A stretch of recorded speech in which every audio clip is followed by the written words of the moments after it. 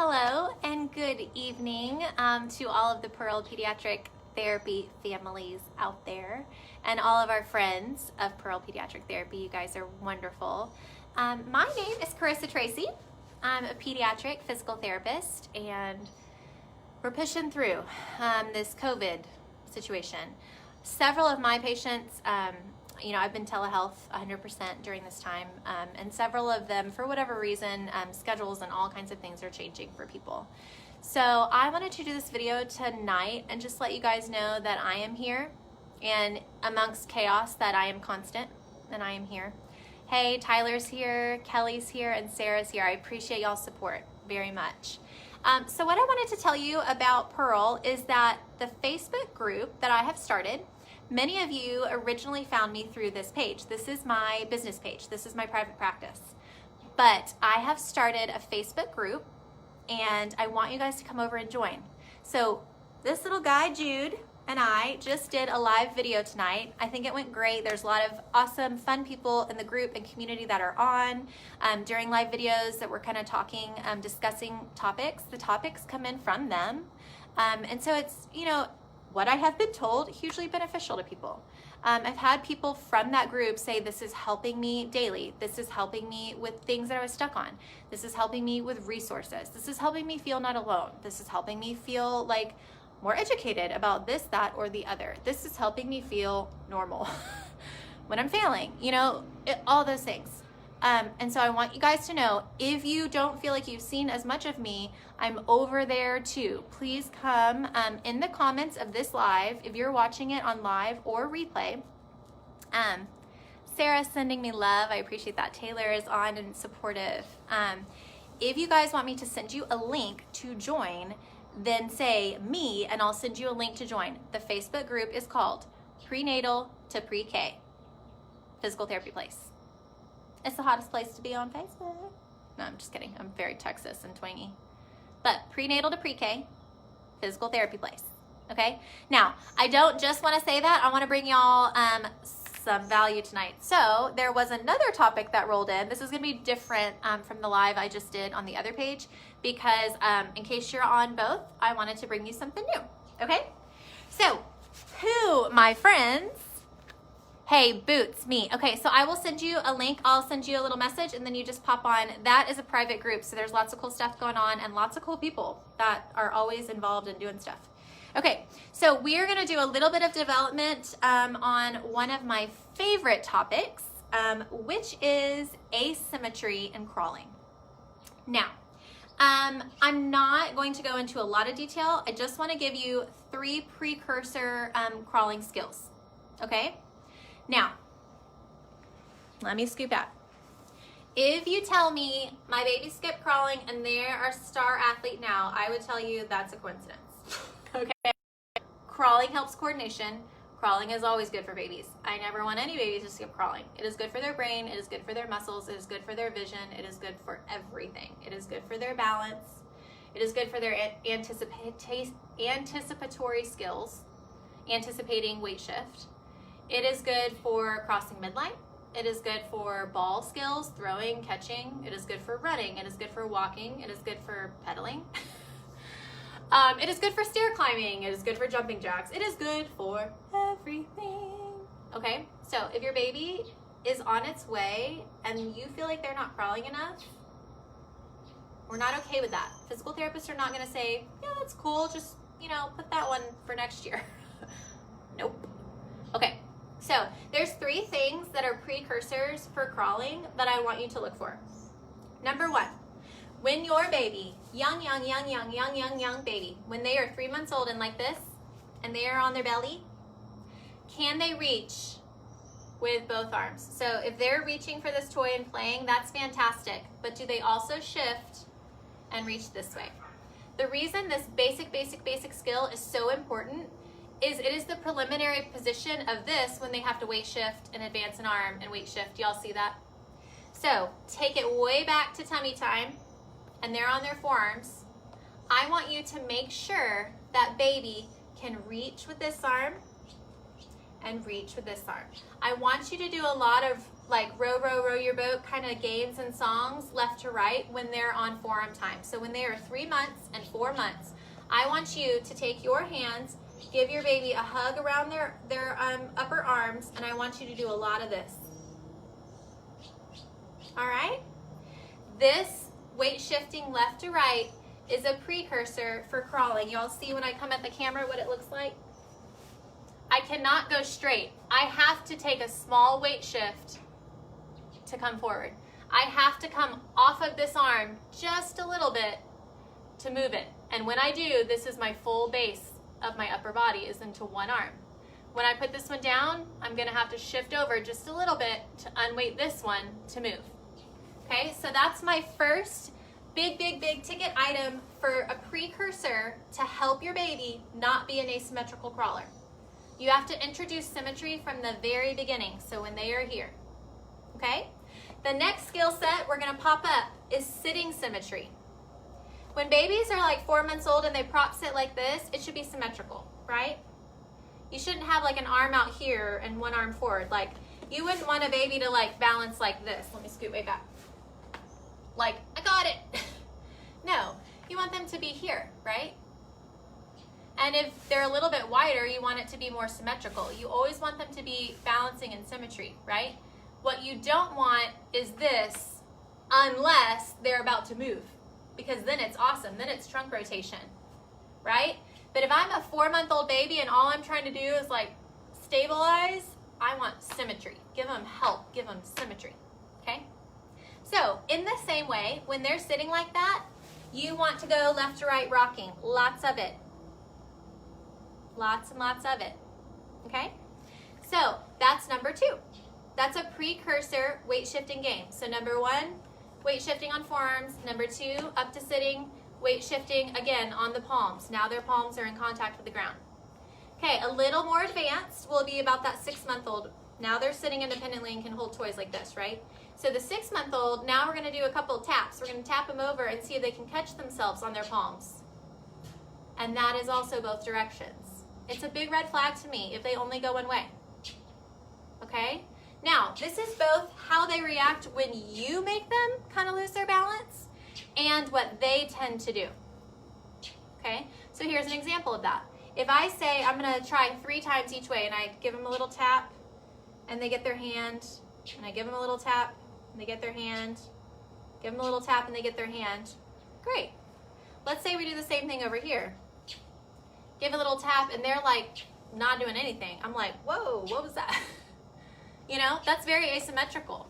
Now, if a baby, when I toss them this way, they don't catch themselves, and when I toss them this way, they don't catch themselves, then I know, okay, they're a little bit behind with catching themselves, but at least it's symmetrical, right? So that's what I want you guys to kind of evaluate. Do you have like a stellar palm prop on this side, and on this side, it's like the leaning tower, and they just lose it all together? That's asymmetrical. That shouldn't be happening. I would much rather prefer a baby that's not really doing it on either side, but at least it's symmetrical, because then I know like, okay, they're just not there yet, but like they're symmetrical. Or a baby, let's say when you practice going to the side, they can't get their palm out fast enough, but they might make like a forearm attempt. Well, that's not as coordinated, but if I toss them the other way and same thing happens, they can't quite get their palm out, but they catch by the forearm, then I'm like, well, this particular baby is symmetrical. They're catching on the forearms on both sides. Now, if that makes sense, can you guys give me a thumbs up? I want to make sure y'all understand that before I go to the next one. So, it is important that a baby can eventually catch themselves on their palms, but more importantly, are they symmetrical where you're testing them? In the moment when you're testing them, do you have palm and palm? Great. Or do you have forearm and forearm? That's great. Or do you have no reaction, no reaction? Although that's not great, at least it's symmetrical and you kind of know like, okay, the baby's really not picking up on some safety stuff. We got to start there. But what you don't want to see is like this stellar coordination on one side and they're like, you can't knock me over this way. And then you toss them this way and they completely don't even react. That is a red flag. Okay? Can y'all give me a thumbs up if that's making sense to y'all? Let me see who we've got on. Tyler, Kelly, Sarah, Taylor, Boots, and Z. Oh, Sarah says, see y'all's comments come through. It's just a little bit delayed. Oh, Corbin always had a wonky asymmetrical crawl. Oh, okay. So let me get to the final ta-da shebang. This is the other part of asymmetrical crawling. So let's say you have symmetry on their forearms. Let's say you have symmetry in sitting balance. And let's say you even have symmetry catching themselves. And that's going great. And you're like, they're ready to crawl, baby. Okay, here's what I want to show y'all next. Their pelvis needs to be like a boat. Y'all already know where I'm going with this if you know me. They've got to be good at the boat. If they are not, and they are one of these, or one of these, or one of these, they're not going to transition well, and they're not going to be symmetrical. Here's 5 reasons I love the boat. 1, my pelvis is moving, so I am exploring. Number 2, my abs that are above, when you rock to this side, this should get nice and long, and these abs are holding you up. When you rock this way, this should stretch out. These abs are holding you up. Guess what that looks like? Walking, running, crawling. Y'all see the connection there? When they rock, they should get long on the weight-bearing side.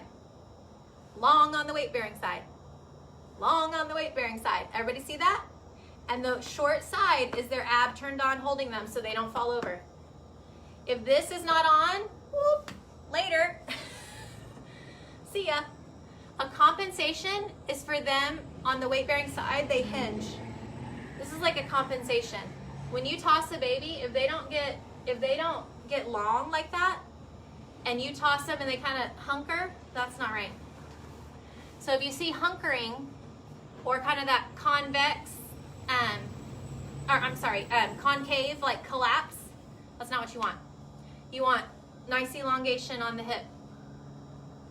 Y'all give me a thumbs up if the boat is clear. Just write the word boat. If that makes sense, when a baby's in sitting, and that's shifting, I call it the boat. Can y'all type the word boat? If the word boat makes sense, type the word boat. Boat, boat, boat, boat, boat, boat, boat. Are y'all gonna leave me to my dancing? Because I'll just leave now and y'all know I'll rock out all night. I like dancing. Okay, so you gotta have the boat. Now, the other red flag I will say for asymmetrical crawling, torticollis, yes, if your baby has torticollis, you're gonna be seeing a physical therapist, and we're gonna make sure that by the time you're at this point, you're not even worried about an asymmetrical crawl.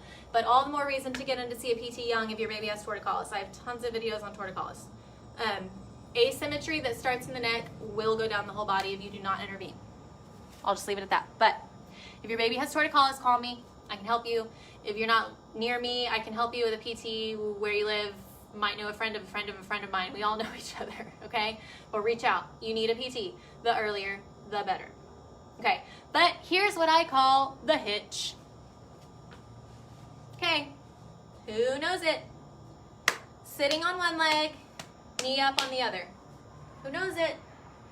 Give me some love and some hearts if you know it. The hitch. This is not good. Hitch. Here's the opposite. Hitch. Now, tons of kids play like this for moments, transitions, and things. It's not bad like ever. But when your baby would rather avoid this kind of position where they have to cross midline, this is what they should be doing, right? They should be using their boat. See those hips? And do y'all see how we practice catching self as a precursor to crawling? When they start combining their boat with a hand, and then they've got rotation because you've been working on rotation on their boat, guess what? You get a nice crawl transition. If they don't want to do that, you know what they're going to do? They're just going to stay here, right? They're not going to go anywhere. And they're going to get really quick to figure out that this foot should just prop. Now, this is like an older baby, typically not your beginning crawlers. This is more like your advanced crawlers that are kind of getting tired across a room. You know how those babies that are getting tired will either go into a plop W, which is bad, or they'll plop and rest in this hitch position. And I typically see it like in the more mobile, because you got to have quite a bit of core to be able to get, you know, like on your leg. It's not like your beginning babies that are like 6 to 9 months and trying to figure out how to cross midline and get to hands and knees. It's not that young. It's like your older, like your 12-month-old, your fast crawlers, maybe they're starting to pull up on stuff, kind of that age. But anyway, when y'all see this is not good. There's a couple things that are going on. The leg that's planted, this hip and butt and thigh are getting a lot stronger than this one, okay? This is telling it, turn off, don't use me, and you're keeping that leg like in a really like, kind of like, not neglect, it's not like neglect, but you're like basically telling it like, I don't need you, like you're like a kickstand, you know? Because this leg that's planted is gonna be the one that you would rise on. It's gonna be the one that you would control your lower on. So when you want a toy and you just want to reach outside of your base of support, you're essentially doing like a one leg squat over and over on the planted foot. So every time you're loading this is getting stronger and the other side is getting weaker. And do you know what it will transition to? If I'm here and I'm like, oh, I want that toy. Boom. See this leg prop? See the hitch? What is this leg doing? Not a whole lot. It's tucked down like a dog's tail between its legs. It's not helping out. It's not the primary. It's a very dominant, recessive type of posture, okay? So I would really caution you for young babies playing and propping and resting like this, especially if it's always the same leg.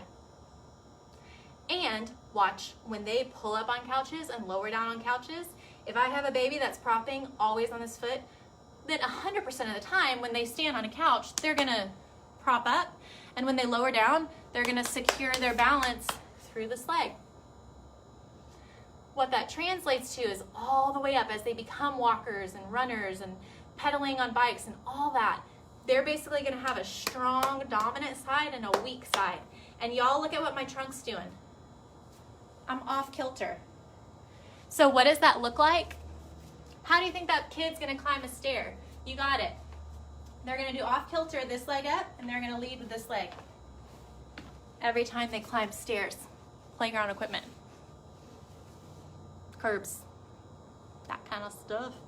When they start to pedal a bike, they're gonna always wanna initiate with that strong push leg. And when it's this leg's turn to like make the alternate rotation, they're gonna struggle. So they won't like bikes because they're gonna be like, that's hard. No thanks, right? When they get on like a standing scooter, let's say they're a toddler, they're gonna say, I want that dominant, strong leg to be my dominant leg, and the other one can maybe push, sure. But if that leg that they've been sitting on for a year, like this, if you want that to be their primary leg on a scooter where they have to balance, they're gonna be all over the place. This hip is not gonna know what to do because that hip has always been told, turn off, I don't need you. I got this guy. This guy's my stabilizer. The other thing this hitch position does is they tend to lean their chest on it. So what did I just turn off? Trunk, abs, back extensors, postural control, all that. So I hope that this video has been beneficial. Wanted to bring it to you guys. So that makes 2 live videos for me tonight. It was so fun to hang with y'all. So again, my name is Carissa Tracy. I am so glad to be here with y'all. I'm a pediatric physical therapist, and I'm the founder and owner here at Pearl. So you've made it to our page, welcome. Pearl Pediatric Therapy, we're here in New Braunfels, Texas, but we do telehealth for the entire state of Texas. So if you live anywhere in the state of Texas, we can do telehealth visits. If you are outside the state of Texas, I realized I was reaching a lot of people and they were seeing these videos and they were getting help, but I couldn't see them in person or through telehealth because they were outside of the state of Texas. If that is you, you're in luck. You can keep coming and hanging out with us here online, but there's also a Facebook group that I started. It is free, and it's called Prenatal to Pre-K, Physical Therapy Place. I know it's kind of long. Prenatal to Pre-K, Physical Therapy Place. So go on Facebook in the search bar, find the group, and join. It's a private group, so the resources and the videos and all the discussions that are going on there, you've got to be in the group. It's not just something you can see like on my normal Facebook page or anything like that. Okay? So you can find me in both places. I hope that you'll stay and continue on this journey with me in both places. I hope that if you have friends that this is beneficial, you can go ahead and just tag their name here in this video. You can share the video, you can comment, love, like. When you're watching videos, just interact. That's really what helps me kind of get the word out there and find the right people that I'm supposed to be out there helping. I just have to know where they are. If you have a sister and she's expecting, tell her about me. You know, if you have like a best friend and they have a 2-year-old and you see them like sitting like the hitch, like I just explained, like show them the video, give them the help.